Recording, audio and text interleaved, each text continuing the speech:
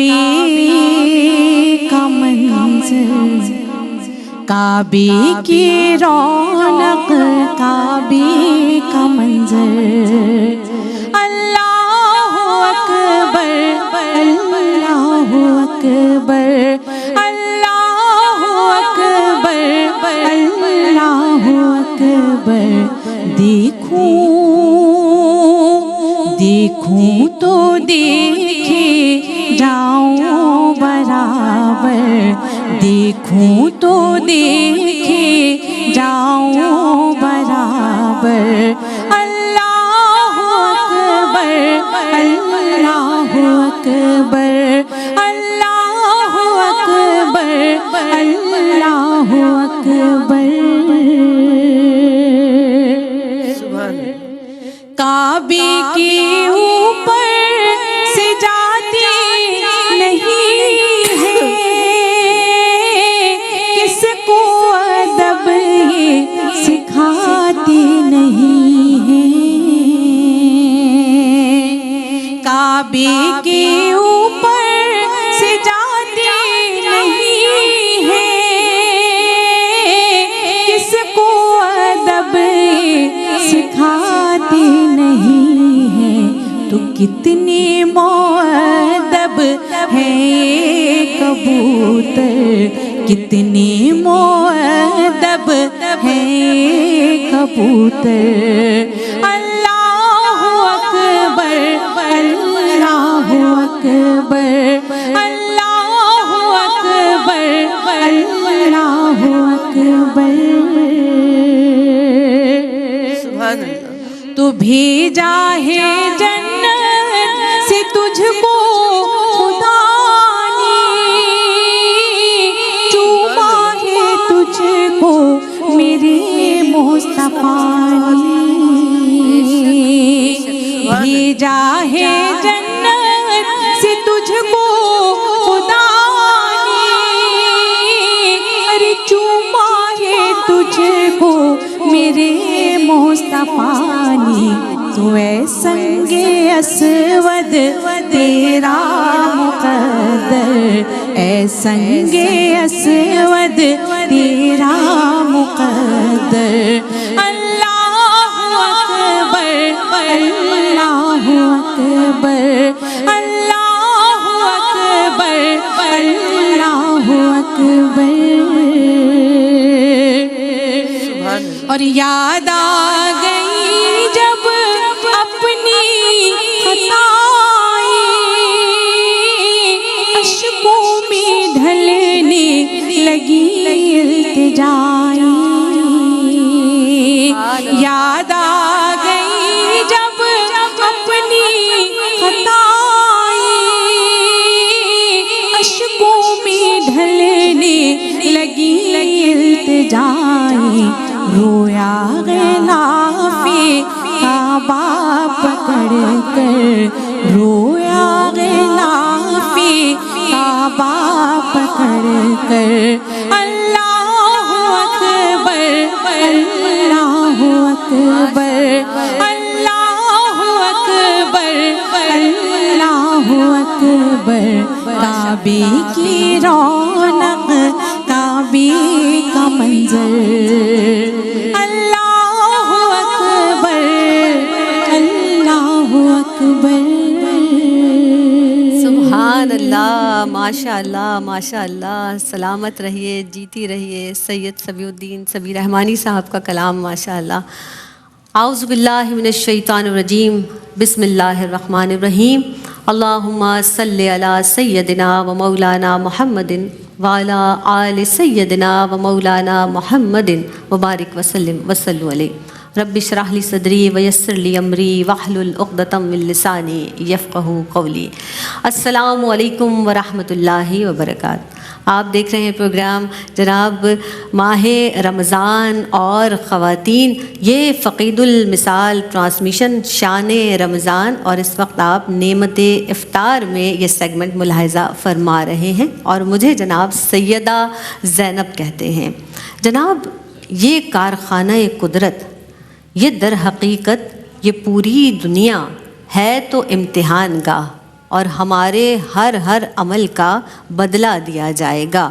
اور قرآن مجید فرقان حمید میں اس پاک پروردگار عالم نے وضاحت کے ساتھ بیان فرما دیا کہ تمہیں آزمایا جائے گا کہ کون احسن عمل کرتا ہے۔ تو احسن عمل کیا؟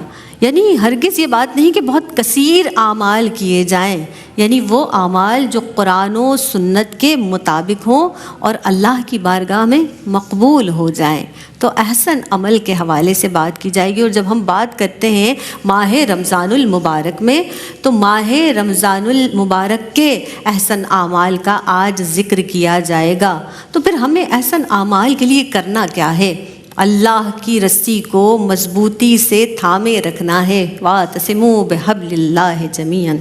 اور اللہ رب العزت کتنا کریم، کتنا غفور الرحیم پروردگار عالم ہے، اور یہ ماہ مبارک جب ہمیں اس پاک پروردگار عالم نے عطا فرمایا، اور اس حوالے سے جب ہم بات کریں تو یہ ماہ رمضان جو ہے وہ اللہ سے تعلق کو مضبوط کرتا ہے، قرآن سے وابستگی کو درست کرتا ہے، اور جس طرح سے ہم بات کرتے ہیں نا لوگوں کی اصلاح کے لیے اور مخلوق خدا کی خدمت کا بھی ہمیں درس دیتا ہے، راغب کرتا ہے اس جانب، الحمدللہ۔ تو آج اس تعلق سے ہم بات کریں گے، اور اس حوالے سے جو شریک گفتگو مہمان شخصیات ہیں، کیا کہیں ان کے بارے میں آپ سب جانتی ہیں ماشاء اللہ ثم ماشاء اللہ۔ جس طرح سے روز بروز ان کی گفتار میں اضافہ ہو رہا ہے، ہم بہت کچھ سیکھ رہے ہیں۔ میری آپ کی ہر دل عزیز شخصیت ڈاکٹر امتیاز جاوید خاکوی صاحبہ، السلام علیکم ورحمۃ اللہ وبرکاتہ۔ وعلیکم السلام ورحمۃ اللہ۔ اور ڈاکٹر صاحبہ میری آپ سے پہلی ملاقات ہے اس رمضان میں، تو بہت مبارکباد بھی آپ کو دوں گی ماہ رمضان المبارک کی۔ بہت شکریہ، بہت شکریہ۔ اور جناب میرے ساتھ اگلی مہمان شخصیت جو آج کی نشست میں رونق افروز ہیں، بہت سادہ انداز تکلم ہے ماشاء اللہ، لیکن حکمت بھری گفتگو فرماتی ہیں، انیلا فتح موجود ہے، سلام پیش کرتے ہیں۔ السلام علیکم ورحمۃ اللہ وبرکاتہ۔ وعلیکم السلام ورحمۃ اللہ۔ ماہ رمضان کی مبارکباد بھی ساتھ ساتھ۔ آپ کو بھی بہت مبارک۔ بہت خوبصورت انداز سے جو حمد باری تعالیٰ، کعبے کی رونق، کعبے کا منظر، اللہ اکبر اللہ اکبر۔ ہمارے ساتھ جو مہمان شخصیت موجود ہیں جناب، کتنی خوبصورت انداز سے ہوسٹنگ بھی کرتی ہیں، اور آپ سب گلہائے نعت میں انہیں دیکھتے ہیں، ثنا خوانی بہت خوب کرتی ہیں، باوقار ہیں، بہت خوبصورت انداز سے بیان فرماتی ہیں۔ ہمارے ساتھ سحر اعظم موجود ہے، ویلکم کرتے ہیں۔ السلام علیکم ورحمۃ اللہ وبرکاتہ۔ کیسی ہیں سر؟ خیریت سے ہیں؟ ڈاکٹر صاحبہ آغاز کر لیتے ہیں ماہ رمضان کے تعلق سے۔ اب اس مبارک مہینے کے جو احسن عمل ہیں، روزہ اور اس کا ادب، اور پھر اس حوالے سے بھی بتائیے گا ڈاکٹر صاحبہ کہ کچھ لوگ ہیں جو روزہ ہی نہیں رکھتے اور نہ اس کا احترام کرتے ہیں، کیا کہیں گی آپ؟ شکریہ زینب۔ بسم اللہ الرحمن الرحیم۔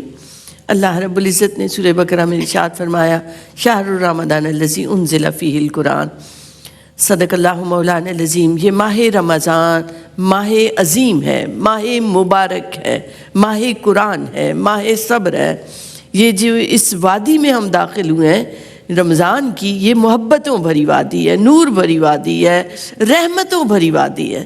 تو اس وادی میں داخل ہونا ایک بڑی سعادت کی بات ہے، کیا بات؟ بہت بڑی سعادت۔ ابھی آپ نے احسن عمل کی بات کی، دیکھیں حسن ہر انسان چاہتا ہے، اسے حسن و رعنائی عطا ہو، تو یہی حسن اگر اس کی نیت میں آ جائے، اس کے عمل میں آ جائے، اس کی تلاوت میں آ جائے، اس کے سجدے میں آ جائے، اس کے قیام میں آ جائے، تو قیام سجدہ با کمال ہوتا چلا جاتا ہے۔ تو یہ جب ہر جگہ حسن حسن، اس کی نیت میں حسن، اس کے عمل میں حسن، تو یہ ملتا ہے تو احسن اعمال بن جاتے ہیں۔ کیا بات ہے، سبحان اللہ سبحان اللہ۔ اور اللہ نے فرمایا کہ رمضان کا مہینہ وہ مہینہ جس میں ہم نے قرآن کو نازل کیا۔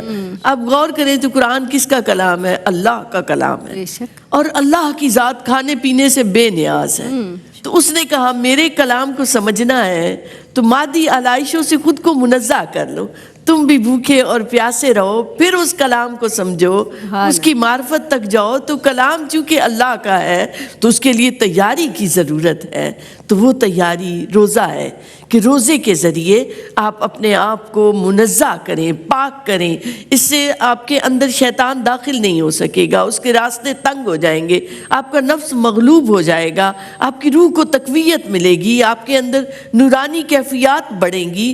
اور کتنی پیاری حدیث قدسی ہے کہ الصوم لی وانا اجزی بی، تو روزہ میرے لیے ہے، میں اپنی شان کے مطابق اس کی جزا عطا کروں گا. اور صوفیاء کا کہنا ہے کہ گویا خود رب کا دیدار ہی تو اس کی جزا ہے. سبحان اللہ. افطار کے وقت کی خوشی مومن کو ملتی ہے، ایک پھر خوشی اس دن ملے گی جس دن باب الریان سے وہ داخل ہوگا، جس سے کوئی اور داخل نہ ہو سکے گا، صرف روزہ دار داخل ہوگا.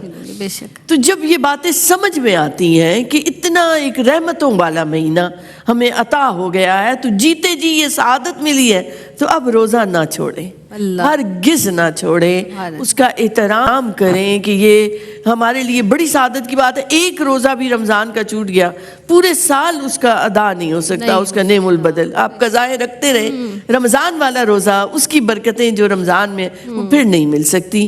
تو اگر کوئی عذر شرعی بھی ہے، کسی نے چھوڑنا بھی ہے، تو وہ اس کا احترام کرے. پہلے بہت زیادہ ہوتا تھا کہ کسی کا روزہ نہیں بھی ہے تو وہ اندر چھپ کے کچھ کھا پی لیتا تھا تھوڑا بہت. تو اب تو بالکل ایک جیسے بے حیائی بڑھتی جا رہی ہے.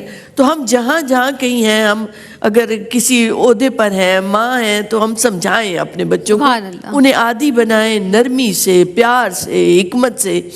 اور اللہ کی رحمت ساتھ ہو جائے تو روزہ اتنا مشکل نہیں ہے. تو گو کہ بچوں سے ہمیں پریکٹس کروانی چاہیے. جو پہلے بھی بات ہوئی تھی بچوں کی تربیت کے حوالے سے، کہ انہیں آدھے آدھے دن کا روزہ رکھواتے ہوئے ان کو پریکٹس میں لائیں کہ وہ عادی ہو جائے.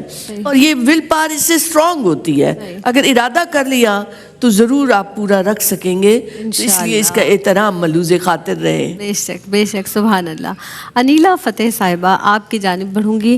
اب جس طرح ہم بات کرتے ہیں نا نزول قرآن کا مہینہ ماہ رمضان المبارک، اگر اس بابرکت مہینے میں ہم ترجمے کے ساتھ اور اس کو تفکر کریں، تدبر کریں قرآن مجید فرقان حمید پر، اس کی اہمیت پر آپ کلام کیجیے گا. اور پھر اگر ہم دیکھتے ہیں احسن اعمال کی، کیونکہ بات کی نا، اب خاتون خانہ گھریلو امور انجام دے رہی ہیں، سحری بھی بنا رہی ہیں، افطار بھی بنا رہی ہیں، اور اسی دوران گھریلو امور کے کام کاج کے دوران جناب اگر ترجمہ لگا کر سنتی بھی ہیں قرآن پاک، کیا ہی احسن عمل ہے. کیا کہیں گی؟ اعوذ باللہ من الشیطان الرجیم. بسم اللہ الرحمن الرحیم. مولانا صلی وسلم دائما ابدا علی حبیبک خیر خلق کلہم. بسم اللہ الرحمن الرحیم. ورتل القرآن ترتیلا. صدق اللہ العظیم. اللہ رب العزت نے انسان کی تخلیق کا مقصد عبادت، اور عبادت کے بہت سے طریقے ہیں، نماز، روزہ، حج، زکوٰۃ.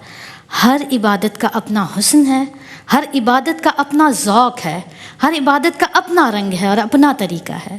حدیث پاک میں آتا ہے، حضرت نعمان بن بشیر رضی اللہ تعالیٰ عنہ ارشاد فرماتے ہیں کہ آقا کریم علیہ الصلوۃ والسلام نے ارشاد فرمایا کہ افضل ترین عبادت تلاوت کلام مجید ہے. یعنی یہ اللہ کو اتنی محبوب ہے کہ اللہ پاک نے اسے افضل قرار دیا. پھر آپ دیکھیں کہ اللہ بے عیب ہے، تو اللہ کا کلام بھی بے عیب ہے. بہت اللہ رب العزت کی طرف سے ہمارے لیے پیغامات ہیں اس کلام میں. قرآن پاک کی آیت کا مفہوم ہے، ترجمہ بیان کر رہی ہوں کہ اللہ رب العزت نے ارشاد فرمایا جو قرآن کریم کو بغور سنتا ہے اور اس کے کسی پہلو پر عمل کرتا ہے، اس کی اتباع کرتا ہے، تو اس کے لیے ہدایت ہے، وہ عقل مند ہے. ایک اور جگہ قرآن پاک میں ارشاد ہوا کہ جو قرآن کریم کی تلاوت کرتا ہے، روز نماز پڑھتا ہے، روزے رکھتا ہے، اور اللہ رب العزت کے دیے گئے مال میں سے خرچ کرتا ہے اور اللہ سے تجارت کی امید رکھتا ہے، تو اللہ پاک اسے اس کا پورا پورا اجر اور بدلہ عطا فرمائے گا. اسی طرح ایک اور قرآن پاک کی آیت ہے کہ جب مومن بندے کے سامنے اللہ کا ذکر ہوتا ہے تو اللہ کے خوف سے اس کا دل تنگ ہوتا ہے، وہ اس کے دل میں اللہ کا خوف آ جاتا ہے. اور جب اس کے سامنے قرآن پاک کی تلاوت کی جاتی ہے تو اس کے ایمان میں زیادتی ہوتی ہے، اس کا ایمان بڑھ جاتا ہے. سبحان اللہ. حضرت ابو ہریرہ رضی اللہ تعالیٰ عنہ روایت فرماتے ہیں کہ کسی نے کلام پاک کی ایک آیت کو سنا، غور سے سنا، تو اس کے لیے ایک ایسی نیکی لکھ دی جاتی ہے جو کئی گنا بڑھتی ہی جاتی ہے. کیا کہنے. اور جس نے قرآن پاک کی تلاوت کی تو اللہ رب العزت قیامت کے دن اس کے لیے قرآن کو نور بنا دے گا.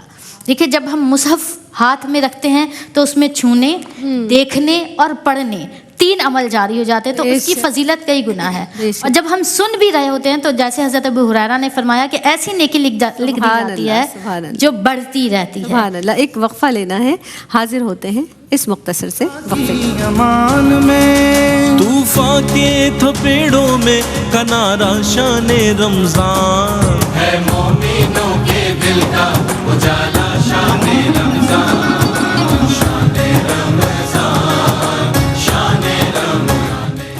السلام علیکم ورحمۃ اللہ وبرکاتہ. اور جناب ماہ رمضان اور خواتین میں ایک مرتبہ پھر آپ سب کا خیر مقدم ہے. ماہ رمضان المبارک رحمتوں بھری ساعتیں، برکتوں بھری ساعتیں. بس جب ہم بات کرتے ہیں نا نزول قرآن کا مہینہ ہے، اور جس طرح سے ہمارے ساتھ مہمان شخصیات بھی موجود ہیں، ڈاکٹر صاحبہ موجود ہیں، انیلا فتح صاحبہ تشریف فرما ہیں، سحر اعظم تشریف رکھتی ہیں. اور انیلا میں چاہوں گی کہ وہیں سے آپ اپنی گفتگو کو کنیکٹ کیجئے جہاں سے ہم نے ڈسکنیکٹ کیا تھا. فرمائیے گا. بسم اللہ الرحمن الرحیم. تو جیسے آپ کے سوال کا آخری حصہ تھا کہ خواتین مصروف بھی ہوتی ہیں، ان پر ذمہ داریاں بھی ہوتی ہیں، تو وہ کلام الہی کو سن کر بھی اجر عظیم حاصل کر سکتی ہیں. جیسے کہ آیت کریمہ کا ترجمہ بیان ہوا تھا کہ جو غور سے قرآن پاک کی ایک آیت کو بھی سن لیتا ہے، اور اس پر حضرت ابو ہریرہ کی حدیث پاک ہم نے ذکر کی کہ اس کے لیے ایسی نیکی لکھتی جاتی ہے جو بڑھتی ہی جاتی ہے. اور قرآن پاک نے کیا ارشاد فرمایا کہ جو غور سے تلاوت سنتا ہے اس کے لیے ہدایت ہے، وہ عقل مند ہے. پھر یہاں ایک واقعہ کوٹ کروں گی میں کہ حضرت سید خدری رضی اللہ تعالیٰ عنہ ارشاد فرماتے ہیں، حضرت اسید رضی اللہ تعالیٰ عنہ سورہ بقرہ تلاوت کر رہے تھے، آپ کے بیٹے آپ کے پاس کچھ دور لیٹے ہوئے تھے، تو ایک گھوڑا تھا. جب آپ تلاوت کر رہے تھے سورہ بقرہ کی تو وہ گھوڑا بدکنے لگا. آپ نے روک دی، آپ نے پھر تلاوت شروع کی تو وہ پھر بدکنے لگا. آپ نے 3 بار یہ عمل دہرایا. پھر آقا کریم علیہ الصلوۃ والسلام کی بارگاہ میں اس کا معاملہ پیش کیا تو حضور علیہ الصلوۃ والسلام نے ارشاد فرمایا کہ فرشتے تمہارا قرآن سننے کے لیے زمین پر آئے. اللہ اکبر. تو جو قرآن پاک کی تلاوت کرتا ہے فرشتے اس کو سننے کے لیے آتے ہیں. آپ فرماتے ہیں کہ وہ آئے تھے اور ہوتا ممکن تھا کہ تم صبح تک تلاوت کرتے تو لوگ بھی ان کو دیکھ لیتے. تو یہ اجر عظیم ہے قرآن پاک کی تلاوت کے لیے. پھر قرآن سب سے بڑا شافع ہے، ہماری شفاعت کروائے گا. حدیث پاک کا مفہوم ہے کہ جو قرآن پاک کی تلاوت کرتے جائے گا، اللہ رب العزت فرماتا ہے کہ درجہ بدرجہ تلاوت کرتا جاؤ، اور جہاں جا کر تلاوت رکے گی وہیں اس کا جنت میں درجہ مقرر کیا جائے گا. ایک اور حدیث پاک میں ارشاد فرمایا کہ قرآن کریم دسترخوان ہے، اللہ نے اس پہ نعمت رکھی ہے، ہدایت رکھی ہے، روشنی رکھی ہے، رہنمائی رکھی ہے، بخشش رکھی ہے، ہر چیز اس میں رکھی ہے. تو اس نعمت سے، اس دسترخوان سے فائدہ اٹھائیں. اللہ رب العزت ہمارے قلوب و اذہان کو ذکر الہی اور قرآن پاک کے نور سے منور فرمائے. الہی آمین. ہر حرف کے بدلے آپ کو کتنا اجر و ثواب. الف الگ، لام الگ، میم الگ. اللہ اکبر. کیا اللہ رب العزت کی عطائیں ہیں، اور کیا بات کریں. جناب شہر المواسات اسے کہا جاتا ہے، غمخواری کا مہینہ. ڈاکٹر صاحبہ آپ ارشاد فرما دیجئے، خدمت ہے، لوگوں کی غمخواری ہے، صدقات ہیں، کیا کہیں گی اس تعلق سے؟ شکریہ زینب. دیکھیے اللہ رب العزت نے ارشاد فرمایا لیس البر ان تولوا وجوہکم قبل المشرق والمغرب. نیکی یہ نہیں کہ اپنے رخ مشرق اور مغرب کی طرف کرو، بلکہ آگے فرمایا کہ نیکی کیا ہے کہ ایمان لانا، ایمانیات کا ذکر کیا، اور پھر مال کو دینے کی بات کی کہ رشتہ داروں میں دو، مساکین کو دو، اور پھر اس کے بعد صدق اور وعدوں کی پابندی پر کا حکم دیا. آپ دیکھیں تو ہر چیز کی ہم نے حسن کی بات کی، نیت اور عمل اور اخلاص کی. تو مال میں حسن کیسے آئے، مال کا تزکیہ کیسے ہو؟ جب اسے آپ اللہ کی راہ میں خرچ کرتے ہیں. یہ ایک بنیادی بات ہے کہ جب آپ کو دیا ہی گیا ہے اللہ کی طرف سے، کا اپنا کچھ نہیں ہے، تو جب یہ خیال آ جائے تو بندہ اللہ کی راہ میں خرچ کرتا ہے. یہ ہمدردی، غمگساری، دوسرے کا خیال کرنا آپ 3-4 جہتوں سے کر سکتے ہیں. ایک تو مال خرچ کرتے ہوئے، اور حضور اکرم صلی اللہ علیہ وآلہ وسلم کا ارشاد پاک ہے کہ لا اسراف فی الخیر. خیر کے کاموں میں اللہ کی راہ میں لگاتے رہو، اس میں کوئی اسراف نہیں. سارا کچھ دے دو، اللہ اس کا کئی گنا عطا فرماتا ہے. وہ اپنے پاس ادھار نہیں رکھتا، دیتے رہیں آتا رہے گا. اس نے تو کلیئر کہہ دیا کہ یہ قرض حسنہ ہے. اور قرض کا لفظ اس لیے استعمال ہوا، علماء کہتے ہیں کہ قرض کی ادائیگی ضروری ہوتی ہے، واپسی ضروری ہوتی ہے. تو اللہ نے جو اللہ کی راہ میں اس کی رضا کے لیے لیے خرچ کرتے ہو اس کی بھی ترتیب بھی بتا دی کہ پہلے رشتہ داروں میں دیکھو، اپنے ارد گرد پڑوسیوں میں دیکھو. تو ایک اسلامی شریعت نے ایک بڑے نمایاں کر کے اور صاف بتائے کہ ایسے تمہیں خرچ کرنا ہے. فرضیت کو بھولو نہیں، والدین پہلا حق ہے، بیوی بچوں کا پہلا حق ہے. اس کے بعد پھر آپ دیکھیں تو آپ زبان کے ذریعے حسن اخلاق بہت اہم ہے. کسی سے میٹھی بات کریں. زبان رس بھی گھولتی ہے، زہر بھی اگلتی ہے، گھائل بھی کرتی ہے، مائل بھی کرتی ہے. کیا بات. تو زبان کے ذریعے پیار سے، محبت سے میٹھے بول بولیں. آپ دیکھیے جو ہمارے سارے ارکان اسلام ہمیں ہمدردی، غمگساری کا سبق دیتے ہوئے نظر آتے ہیں. درد دل کے واسطے پیدا کیا انسان کو، ورنہ اطاعت کے لیے کچھ کم نہ تے کرو بیاں. تو یہ جس واسطے بنایا گیا ہے کہ انسان میں انسانیت ہو. یہ انسانیت کیا ہے کہ دوسروں کے لیے احساس ہو. پھر دیکھیے اللہ نے فرمایا یؤثرون علی انفسہم ولو کان بہم خصاصہ، کہ اللہ کے نیک بندے تو وہ ہیں جو ایثار کرتے ہیں. خود ضرورت ہوتی ہے مگر دوسروں کی ضرورت کو مقدم رکھتے ہیں. جس کا پس منظر، جس کا شان نزول ایک صحابی کا واقعہ ہے کہ وہ مہمان کو لے آئے. حضور نے فرمایا کون اس کی مہمان نوازی کرے گا؟ تو بچوں کو بھی بھوکا سلا دیا، خود بھی میاں بیوی بھوکے رہے، چراغ گل کر دیا اور مہمان کو کھانا کھلایا. اب ضرورت خود کو بھی تھی، بچوں کو بھی تھی، مگر اس مہمان نوازی میں انہوں نے اپنے آپ کو فراموش کر دیا. یہ ایثار ہے. اللہ نے ان کے لیے فرمایا کہ اگر وہ ایثار کرتے ہیں، ایسے لوگ ہیں. تو یہ ایثار اور قربانی معاشرے پورے میں امن محبت کی فضا پیدا کر دیتا ہے. ایک دوسرے سے محبت اعتماد لاتی ہے ایک دوسرے کی ذات پر. ایک معاشرہ پورا ایک محبت کی تصویر بن جاتا ہے جہاں ہر شخص پھر یہ چاہتا ہے کہ میں دوسرے کے کام ہوں. اور رمضان میں تو اتنا پیارا طریقہ بتا دیا کہ دوسرے کو افطار کراؤ، چاہے ایک کھجور سے صحیح، چاہے پانی کے ایک گھونٹ سے صحیح. تمہارا اپنا کم نہیں ہوگا، ثواب بڑھتا چلا جائے گا، بڑھتا چلا جائے گا. تو یہ ہمدردی اور غمگساری کا مہینہ ہے. تو بھوک اور پیاس اس لیے ہے تاکہ تمہیں بھوکوں کی تکلیف کا احساس، پیاسوں کی تکلیف کا احساس ہو. جب اس احساس کے ساتھ تم غربا کا، محتاجوں کی، ضرورت مندوں کا خیال کرو گے، ان کے گھر راشن پہنچاؤ گے، زکوٰۃ ادا کرو، فطرہ ادا کرو. یہ تو واجبات میں سے ہے نا. پھر کچھ نوافل ہیں، صدقات نافلہ، ان میں سے بھی جاؤ، اپنے حصے میں سے بھی نکالو جو چھپائے ہوئے ہیں، جو بچائے ہوئے ہیں. اب انہیں اللہ کی راہ میں لگا کے انویسٹمنٹ کرو. اور یہ انویسٹمنٹ، یہ تجارت اتنا نفع دے گی، اتنا نفع دے گی کہ تم سے سنبھالا نہیں جائے گا. بے شک. اور ڈاکٹر صاحبہ ہم یہ دیکھتے ہیں کہ وہ کریم پروردگار عالم ہمارے دسترخوانوں کو کتنا وسیع فرما دیتا ہے، اور لوگ بڑھ بڑھ کے ایک دوسرے کی مدد بھی کرتے ہیں، ایک دوسرے کو پہنچاتے ہیں جو بھی ضرورت ہے. اور ہر جگہ سے میں تو سمجھتی ہوں کہ ہم پورا سال جو چیزیں ہم نہیں دیکھتے وہ بھی اس ماہ مبارک میں ہمیں نظر آ رہی ہوتی ہیں. اللہ اکبر. انیلا فتح صاحبہ، احسن اعمال قیام اللیل کے حوالے سے، نوافل کے تعلق سے کیا ہی اچھے احسن اعمال ہیں، فرمائیے. بسم اللہ الرحمن الرحیم.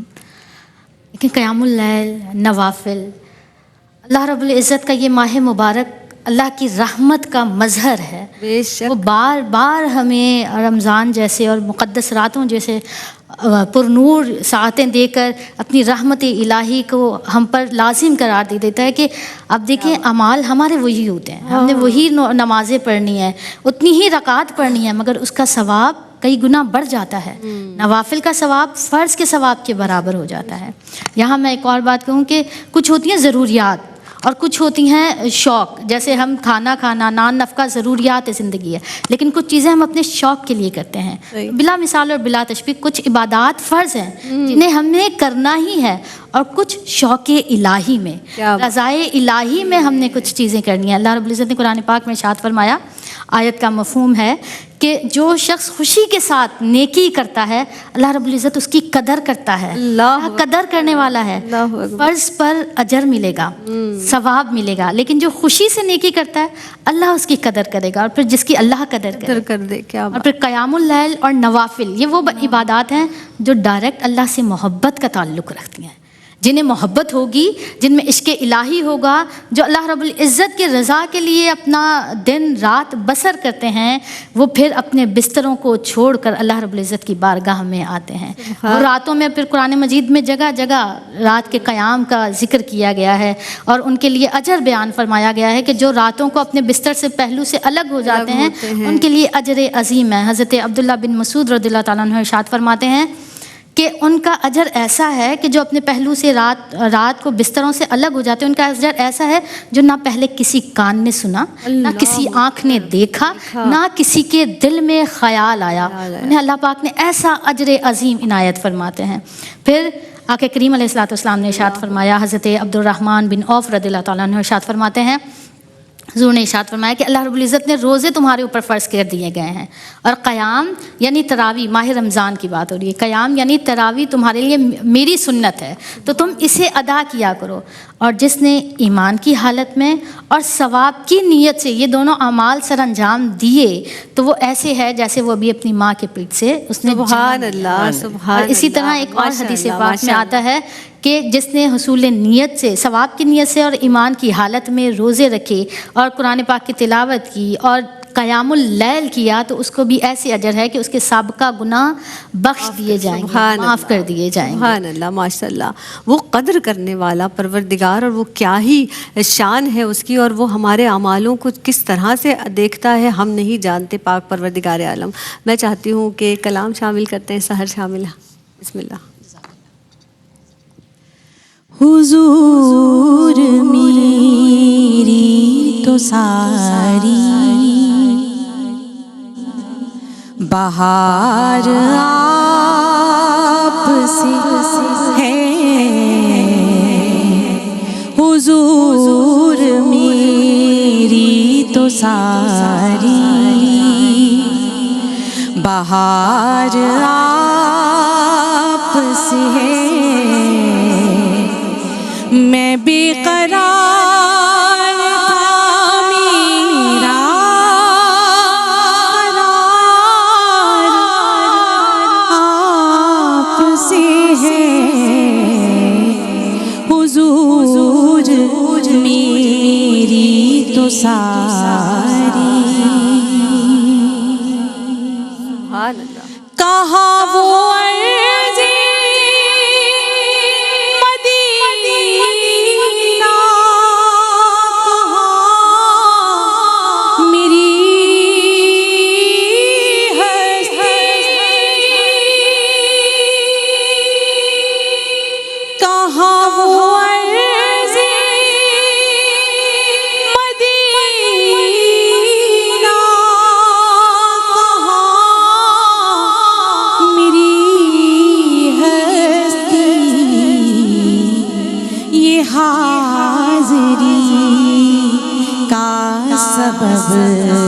بار بار آپ سے ہے،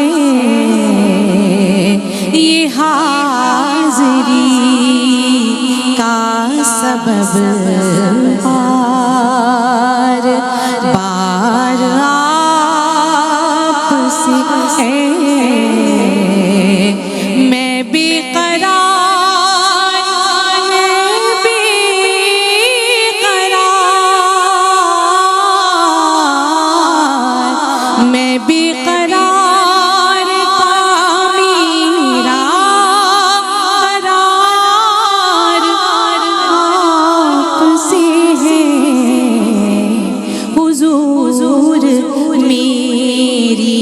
ساری میری تو ہستی کیا ہے، میری غریب نواز، میری تو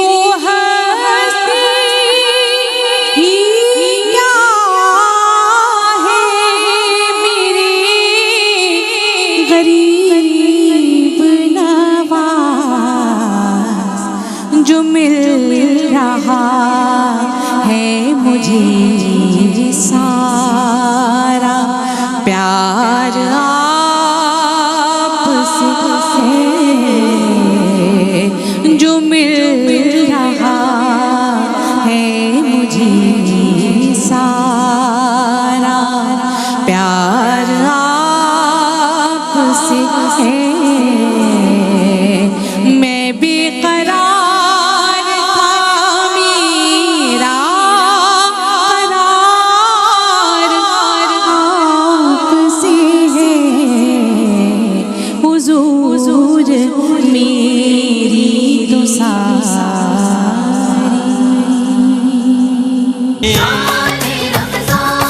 ہے سارے مہینوں سے نرالا شان رمضان.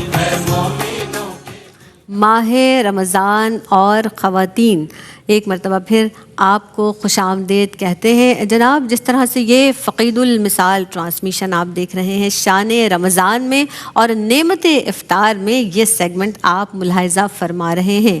ہمارے ساتھ مہمان شخصیات بھی موجود ہیں. احسن اعمال ماہ رمضان المبارک کے تعلق سے گفتگو کی جا رہی ہے. ڈاکٹر صاحبہ موجود ہیں، ڈاکٹر امتیاز جاوید خاکوی صاحبہ، انیلا فتح صاحبہ موجود ہیں، سحر اعظم بھی تشریف فرما ہیں. اور جس طرح سے بات ہو رہی ہے نا اس ماہ مبارک میں، یہ موقع اللہ رب العزت نے ہمیں عطا فرما دیا ہے، تو پھر اس موقع کو ضائع نہ کیجیے، اس موقع کو یوں ہی گنوا مت دیجیے، کیونکہ کیا خبر کل کی صبح ہو یا نہ ہو. تو اب یہی بات ہے کہ راضی کر لیجئے اس پاک پروردگار عالم کو. ڈاکٹر صاحبہ آپ کی جانب بڑھوں گی. اب لیلۃ القدر کو تلاش کیا جاتا ہے رمضان المبارک کے آخری عشرے میں. اعتکاف کے تعلق سے بھی کیا ہی اچھے احسن اعمال ہیں، کیا کہیں گی اس بابت آپ؟ شکریہ زینب. دیکھیے پہلا عشرہ گزرا رحمت کا، پھر مغفرت کا. اب 20 دن ہو گئے اہل ایمان کو روزہ رکھتے ہوئے. تھوڑی تھکاوٹ بھی آ جاتی ہے، تھوڑا بندہ وہ بھی لیزی بھی ہونے لگ جاتا ہے. تو ایسے میں ایک آخری عشرے کو اللہ نے ایک نیا رنگ دے دیا. کیا بات ہے. ایک نئی اس میں نور بھری وہ راتیں عطا کر دی، وہ 5 طاق راتیں جنہیں لیلۃ القدر کہا جاتا ہے. اور فرمایا کہ لیلۃ القدر خیر من الف شہر، 1000 مہینوں سے زیادہ بہتر. تو وہ رات چھپا دی آخری عشرے میں. پھر آخری عشرے میں ساتھ اعتکاف کی جیسی عبادت بھی رکھ دی. تو اعتکاف 3 طرح کا ہوتا ہے. ایک واجب اعتکاف ہوتا ہے جو آپ کوئی نظر مان لیں، روزہ اس میں رکھنا ضروری ہوتا ہے، وہ آپ سال میں کبھی بھی آپ اعتکاف بیٹھ سکتے ہیں. سنت اعتکاف آخری عشرے کا اعتکاف ہے کہ جس میں آپ 20ویں روزے سے آپ بیٹھتے ہیں اور چاند کہ طلوع ہونے تک آپ اتنے دن اعتکاف میں رہتے ہیں. کیونکہ اسلام میں رہبانیت نہیں ہے. اسلام میں پسندیدہ یہ ہے کہ جو آپ کی ذمہ داریاں ہیں انہیں آپ آسان طریقے سے ادا کریں. کیا بات. آپ نے ان مخلوق خدا سے اتنا اچھا آپ کا تعلق ہو، وہی تعلق آپ کا عبادت بن جاتا ہے جب آپ اللہ کی رضا کے لیے کرتے ہیں. تو اب انسان میں محبت والوں میں خواہش ہوتی ہے کہ ذرا دنیا سے کٹ کے ذرا اس کی یاد میں رہا جائے، اس کا ذکر کیا جائے. تو اللہ نے اعتکاف عطا کر دیا کہ ان 10 دنوں میں بیٹھ جاؤ میرے لیے، میرے ذکر میں یکسو ہو جاؤ. پھر ایک نفلی اعتکاف ہے. ہماری بہت سی بہنیں جنہوں نے سحری اور افطار بنانا ہوتا ہے وہ نہیں بیٹھ سکتی سنت اعتکاف. تو ان کے لیے خوشخبری ہے کہ نفلی اعتکاف بھی بیٹھا جا سکتا ہے. ایک دن کا بیٹھ جائیں، طاق راتوں میں بیٹھ جائیں. جب آپ عشاء کی نماز ادا کرنے بیٹھتے ہیں اس وقت ان چند گھنٹوں کے لیے بیٹھ جائیں تو اللہ رب العزت نماز کا بھی ثواب عطا فرمائیں گے، اعتکاف کا بھی ثواب عطا کریں گے. اور لیلۃ القدر کے بارے میں آتا ہے کہ یہ جو طاق راتوں میں چھپی ہوئی ہے یہ انسان کو قابل قدر بنا دیتی ہے. یہ رات قدر والی امت کو عطا ہوئی، صاحب قدر اس رسول کی تحفہ ہے، یہ ان کی وجہ سے عطا ہوئی صلی اللہ علیہ وآلہ وسلم. کہ صحابہ باتیں کر رہے ہیں کہ انبیاء نے 80 سال تک پلک جھپکنے کے برابر بھی وہ نہیں غفلت برتی، عبادت کی. تو خیال آیا کہ ہماری تو عمریں کم ہیں. تو اللہ نے لیلۃ القدر عطا فرما دی اور خیر من الف شہر کے کہتے ہوئے یہ بتا دیا کہ 83 برس کی عبادت کے برابر اس ایک رات کی عبادت. سبحان اللہ، اللہ اکبر. اور اس سے بھی زیادہ، اس پر بھی موقوف نہیں. تو اب کرنا یہ چاہیے کہ 5 طاق راتوں کی کم از کم ہم پلاننگ کر لیں کہ ہم نے اس ہر طاق رات میں صدقہ ضرور کرنا ہے، اس طاق رات میں ضرور نوافل ادا کرنے ہیں، ضرور ہم نے قرآن مجید کی تلاوت کرنی ہے کہ وہ ہم تھوڑا سا کر رہے ہیں، وہ انویسٹمنٹ تھوڑا سا ہم لگا رہے ہیں ٹائم، اور اس کا اجر کئی گنا بڑھ رہا ہے۔ آپ 100 روپیہ دے رہے ہیں تو وہ 100 روپیہ آپ کے 83 برس کے دینے کے برابر ہے کہ آپ دیتے چلے گئے۔ نفل آپ نے پڑھے جتنے، وہ اتنی بڑھ گیا اس کا اجر، ثواب، اس کی کمیت، اس کی کوالٹی، اس کی کوانٹٹی۔ تو ایسے میں کیوں ہم نقصان کریں اپنا؟ تو اس لیے ان طاق راتوں میں ضرور عبادت کریں۔ شب قدر اللہ کا اور اللہ کے حبیب کا ایک بڑا انعام ہے ہمارے لیے، اسے بھولنا نہیں چاہیے، اور اعتکاف بھی نفلی اعتکاف بیٹھیں، چاہے چند گھنٹوں کے لیے صحیح۔ سبحان اللہ، سبحان اللہ۔ اب مجھے تو یہ محسوس ہوا کہ اللہ رب العزت چونکہ بار بار چاہتا ہے کہ میرا بندہ میری جانب آئے، ایک رات نہیں میرے بندے تلاش کرو، ہر رات میری طرف پلٹ کر آؤ، اور ہر رات وہ بخشنے والا مہربان ہے۔ وہ تو پکار رہا ہے، کوئی ہے مجھ سے طلب کرے، مغفرت مانگے، جو کچھ مانگنا ہے اس رب کائنات سے مانگ لیجئے۔ انیلا فتح صاحبہ، اب یہی بات شب قدر کی تلاش کے حوالے سے ہو رہی ہے، پوشیدہ رکھا اللہ رب العزت نے، اس حوالے سے بھی کلام کیجیے گا۔ بسم اللہ الرحمن الرحیم۔ ایک تو پہلی بات، شب قدر جیسے 1000 راتوں سے افضل رات ہے، اللہ رب العزت کا یہ انعام ہے، اور ایک بار میں کہوں گی پھر رحمت الہی متوجہ ہے کہ ہمارے گناہ، ہماری خطائیں، ہماری غلطیاں جو ہم نے ماضی میں کی ہیں، آؤ پلٹ آؤ، میں معاف کرنے کے لیے بیٹھا، کیا بات ہے، میں تمہیں پکار رہا ہوں، کون ہے جو میری پکار پر لبیک کرے گا۔ حضرت جابر رضی اللہ تعالیٰ عنہ سے مروی حدیث پاک ہے، آپ ارشاد فرماتے ہیں کہ رات میں کے پہر میں جب ہم عبادت کرتے ہیں تو ایک ساتھ ایک گھڑی ایسی ہوتی ہے کہ اللہ رب العزت اس گھڑی میں کی گئی دعا، چاہے دنیا کے لیے کریں یا آخرت کے لیے کریں، وہ دعا آپ کی مقبول ہو جاتی ہے، اللہ قبول فرماتا ہے۔ تو یہاں ہم فکر کرتے ہیں کہ ہماری دعائیں قبول نہیں ہو رہی، ہم مشکل میں ہیں، ہماری پریشانیاں ختم نہیں ہو رہی، ہم اللہ کی طرف رجوع کر ہی نہیں رہے۔ امام غزالی علیہ رحمہ احیاء علوم میں ارشاد فرماتے ہیں، ایک حکایت بیان کرتے ہیں کہ قرآن کریم کے تعلق سے میں اس کو بیان کر رہی ہوں، ایک حکایت بیان کرتے ہیں کہ اللہ رب العزت نے ارشاد فرمایا کہ توریت میں نے تمہیں عطا کی، اور وہ میری طرف سے تمہارے لیے پیغامات ہیں، مگر جب تمہارے بھائی کا کوئی خط تمہارے پاس آتا ہے، تم اس کے ایک ایک حرف کو پڑھتے ہو، تم اس پر غور کرتے ہو، تو تم اس میں سے کوئی چیز نہیں چھوڑتے، مگر میرے کلام جس میں نے ساری باتیں تفصیل سے بیان کر دی ہے، تم اسے چھوڑ دیتے ہو۔ کیا معاذ اللہ تم اپنے بھائی جیسا مجھے سمجھتے ہو؟ یا تم نے پھر ایک اور آگے ارشاد فرمایا کہ تم جب کسی کی بات سنتے ہو تو توجہ سے، دل جمی سے بات سنتے ہو، اور میرا کلام جو تمہارے پاس میرے پیغام ہیں اس کو تم اہمیت نہیں دیتے ہو۔ اللہ یہاں اگر ہم اسے آج کے سوسائٹی میں دیکھیں تو موبائل پر کسی کا ایک میسج آ جائے، دوڑ کے بھاگتے ہیں، ہم فوراً اس ایک میسج کو بھی مس نہیں کرتے۔ تو قرآن کریم اللہ کی طرف سے میسج ہے، خط ہے ہمارے لیے، جسے ہم نے ادراک کرنا ہے کہ ہمارے لیے نازل کی گئی۔ پھر ایک بات اور یہاں بہت ضروری کہ رمضان میں ہم مقابلہ کر رہے ہوتے ہیں قرآن ختم کرنے کا، میرے 3 قرآن، میرے 4 قرآن، میرے 5 قرآن۔ قرآن کریم کو ٹھہر ٹھہر کر تدبر سے، تفکر سے ہم نے پڑھنا ہے، ریاکاری کے لیے نہیں، دکھاوے کے لیے نہیں کہ میں نے فلاں کو بتانے میرے اتنے قرآن نہیں، اللہ کے لیے قرآن پڑھیں گے، غور و فکر کر کے قرآن۔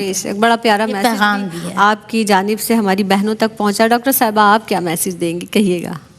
دیکھیں، جو بھی کام کریں، جو بھی عبادت کریں، خالص ہو کر کریں۔ کیا بات، پیورٹی ہمارے اندر نہیں رہی، ہم دکھاوا کر رہے ہیں، کہیں ریاکاری کر رہے ہیں، کہیں ہمارے اندر کچھ اور طلب ہے، تو اس طلب سے تھوڑے سے بے نیاز ہو کر اللہ کی رضا کو مقصود بنا لیں، اس سے محبت مانگیں کہ میں تجھ سے محبت کر سکوں، اس سے رسول پاک صلی اللہ علیہ وسلم کی غلامی مانگیں، تو اللہ رب العزت اس کے صدقے سے، اس دعا کے صدقے سے آپ کی ظاہری خواہشوں کو بھی پورا فرما دے گا۔ بے شک، سبحان اللہ، سبحان اللہ۔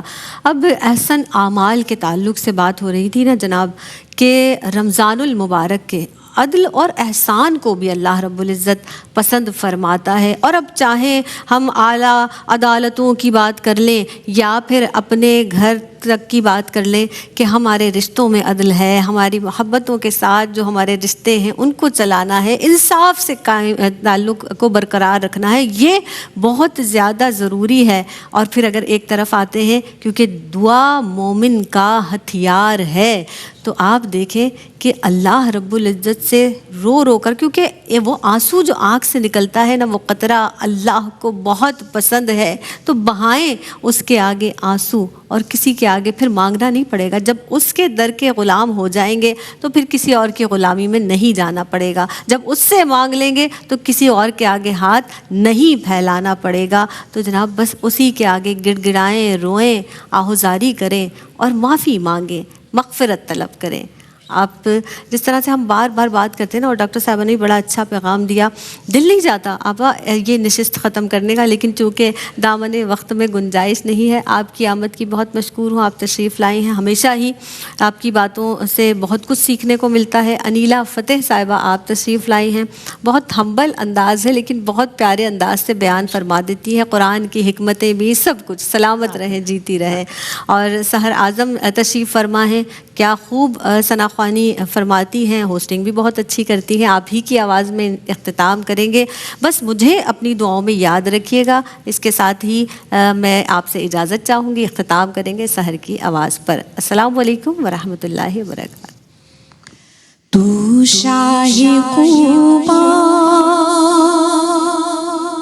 تو جانی جانا، تو شاہ خوبا، تو جانی جانا ہے، چہرہ ملک کتاب تیرا ہے، چہرہ ملک کتاب تیرا، نہ بن سکی ہے، نہ بن سکے گا، نہ بن سکی ہے، نہ بن سکے گا، مثال تیری، جواب تیرا، مثال تیری، جواب تیرا۔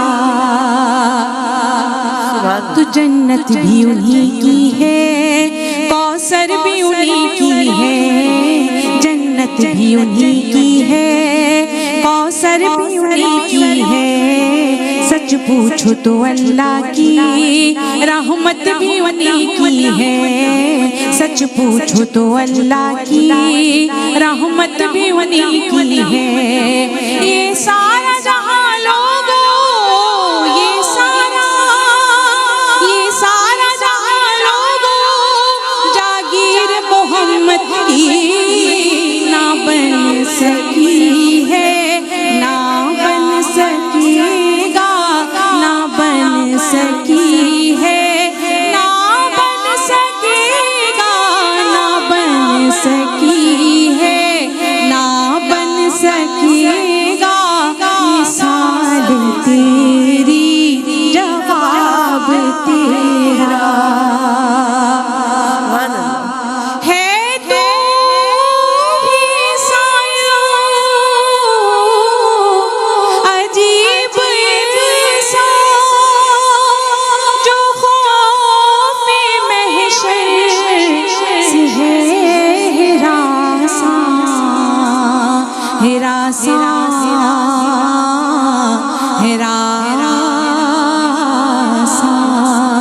تو محشر ہے اگر محشر، کس بات کا ہم کو ڈر، محشر ہے اگر محشر، کس بات کا ہم کو ڈر، ہم جن کے شناسا ہیں، ہم جن کے شناسا ہیں، ہم ان کے شناسا ہیں، ارے تو جن کی ہے نعت پڑھتا، ارے تو جن کی ہے نعت پڑھتا، وہی رکھیں گے حجاب تیرا، وہی رکھیں گے حجاب تیرا، نہ بن سکی ہے، نہ بن سکے گا، مثال تیری، جواب تیرا۔ لیندی نہ یوسف نو خود آپ ہی بک جاندی مل لیندی نہ یوسف نو خود آپ ہی بک جاندی مل لیندی نہ یوسف نو خود آپ ہی بک جاندی تک لیندی زلیخا دی تک لیندی زلیخا دی تصویر محمد دیوں کے دینا بن سکی ہے نہ بن سکے گا نہ بن سکی ہے نہ بن سکے گا نہ بن سکی ہے نہ بن سکے گا مثال تیری جواب تیرا مثال تیری جواب تیرا تو شاہ خوباں تو جانی جانا تو شاہ خوباں تو جانی